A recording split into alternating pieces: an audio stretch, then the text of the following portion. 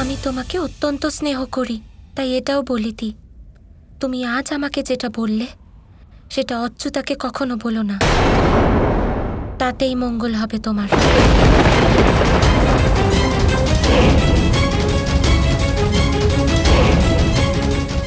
রাধার এই রূপ আমি আগে কখনো দেখিনি।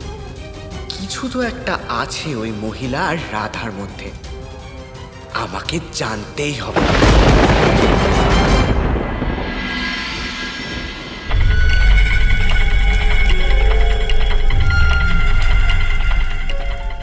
নারায়ণের ওই দৈব পাথর তুমি ভাঙতে পারোনি যতক্ষণ না আমার থেকে ধর্মশাস্ত্র শিখে নিচ্ছ। এখান থেকে যাওয়ার ভাবনা ভুলে যাও।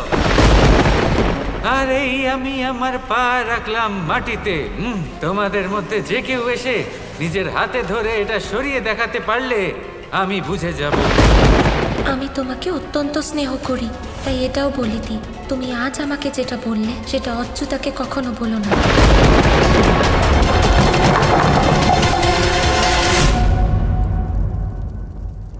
এই মহিলা আসার ফলে আমার সমস্যা আরো বেড়ে গেছে। এবার তো রাধাও আমার সাথে উঁচু গলায় কথা বলতে শুরু করেছে। এই মহিলাকে কিছু একটা শিক্ষা দিতেই হবে, আর ওনাকে এমন শিক্ষা দিতে হবে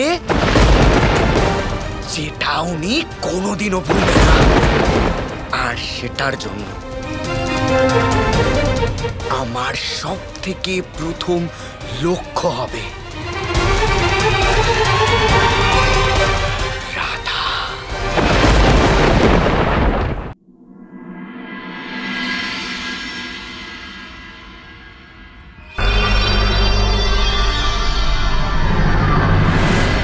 শ্রী রাধা। শাম্বু, শাম্বু, তুমি হাত জোর করে দাঁড়িয়ে আছো কেন? খুব বড় ভুল হয়েছে আমার, আমি আপনার কাছে ক্ষমা চাইছি। তুমি ক্ষমা চাইছো? হ্যাঁ, আমি আমার সীমা লঙ্ঘন করেছি, আপনাকে অপমান করার সীমায় পৌঁছে গেছি। শাম্বু, আমি তোমাকে অত্যন্ত স্নেহ করি, তাহলে তুমি আমার কাছে ক্ষমা চাইছো কেন? বরং আমি প্রসন্ন যে তুমি নিজের ভুল বুঝতে পেরেছো। শুধু আপনার থেকেই নয়, আচার্য সন্দীপনের থেকেও ক্ষমা চাইতে হবে আমাকে। ওনাকেও ভীষণ যন্ত্রণা দিয়েছি আমি। নিশ্চয়ই উনি খুব প্রসন্ন হবেন। আমি নিজে তোমায় ওনার কাছে নিয়ে যাব, আর সবাইকে দেখাবো যে আমাদের শাম্বু উদ্ধত নয়, বিনয়ী হয়ে গেছে। চলো।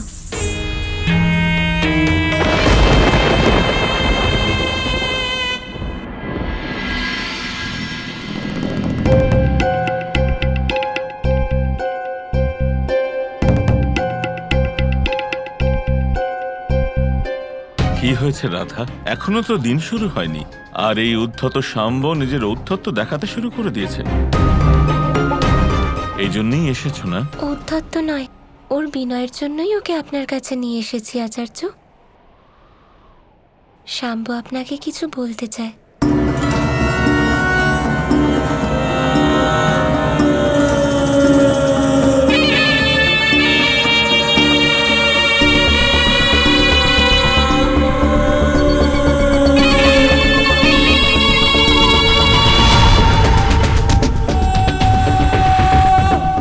আজ পর্যন্ত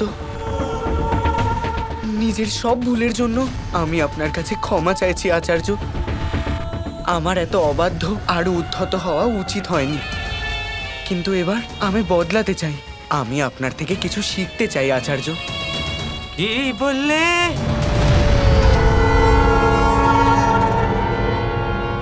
ও কি তাই বললো যা আমি শুনলাম তাই বললো? তুমি যা বললে সেটা আরো একবার বলো, আমার বিশ্বাস হচ্ছে না। একটু বেশি চালাক উনি, কিন্তু বেশি দিন পর্যন্ত টিকতে পারবে না।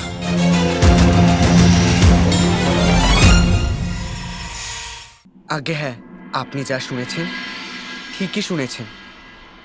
আমি আমার গুরুর থেকে ক্ষমা চাইছি। এটা কি হচ্ছে? আজ সকালে নিশ্চয়ই সূর্য পশ্চিম দিক থেকে উঠেছে মনে হয়।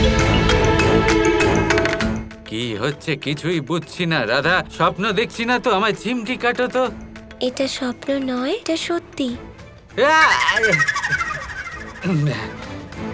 কি করছো রাধা? এত জোরে বলেছিলাম নাকি?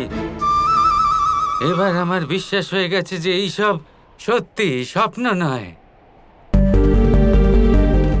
আজ্ঞে হ্যাঁ, এটা সত্যি। আর আমি আপনার থেকেও ক্ষমা চাইছি। সবাই বলে যে আপনি মহাজ্ঞানী, আর সেই জন্য এবার আমি সত্যি আপনার থেকেও কিছু শিখতে চাই। এ কি করে হতে পারে? একদিনে এত পরিবর্তন তো যুগ যুগ কেটে গেলেও হয় না।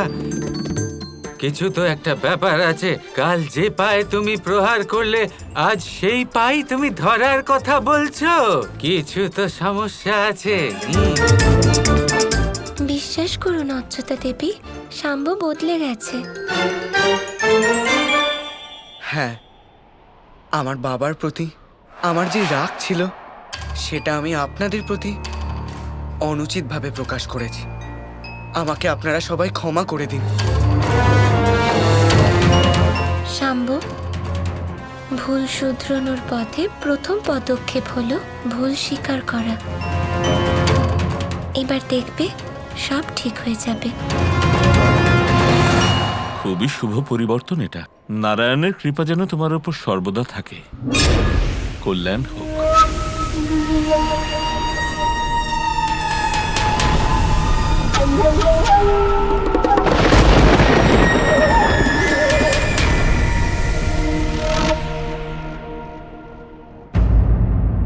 দেখলে কৃষ্ণ, শাম্ব একদম বদলে গেছে, শুধরে গেছে ও।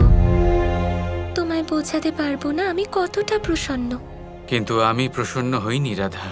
এইভাবে হঠাৎ করে কারোর মধ্যে এত পরিবর্তন আমাকে সর্বদা চিন্তায় ফেলে রাধা।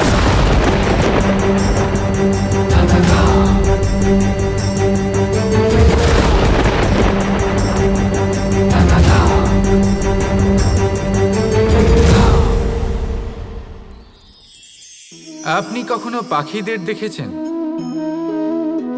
যেভাবে মানুষ তার সন্তানকে জন্ম দেয়, পাখিরাও সন্তানদের জন্ম দেয়। আর যেই তার সন্তান এই সংসারে প্রবেশ করে, সেই পাখি তাকে আগলে রাখে, তার যত্ন করে, ওর জন্য বাসা বানায়, ওর জন্য দূর কোথাও থেকে খাবার নিয়ে আসে, নিজের ঠোঁট দিয়ে ওর মুখে খাবার খাইয়ে দেয়, সব কিছু করে। কিন্তু একটা কাজ পাখি করে, কিন্তু মানুষ কখনোই করে না। যখন পাখি মনে করে যে তার সন্তান বড় হয়ে গেছে, ওকে এবার ওরা শিখতে হবে, নিজেকেই আত্মরক্ষা শিখতে হবে, নিজের খাবার নিজেই খুঁজে আনতে হবে, তো সেই পাখি তার সন্তানকে বাসা থেকে বের করে দেয়। তারপর সেই পাখির সন্তান নিজে উড়তে শেখে, আত্মরক্ষা করতে শেখে এবং আস্তে আস্তে সে আত্মনির্ভর হয়ে ওঠে। কিন্তু মানুষ কি তার সন্তানের সাথে এটাই করে? কখনোই নয়। মানুষ তার সন্তানকে নিজের সাথে বেঁধে রাখে, সব সময় তার লালন পালনের, তার দেখাশোনার ব্যবস্থা করে রাখে। আর এটাই ভাবেন যে আমি হলাম ওর পালনকর্তা, ওর খেয়াল রাখা তো আমার কর্তব্য। কিন্তু না, এই কাজ করতে করতে উনি আস্তে আস্তে নিজেরই সন্তানের শত্রু হয়ে ওঠেন, তার বিকাশের শত্রু হয়ে ওঠেন।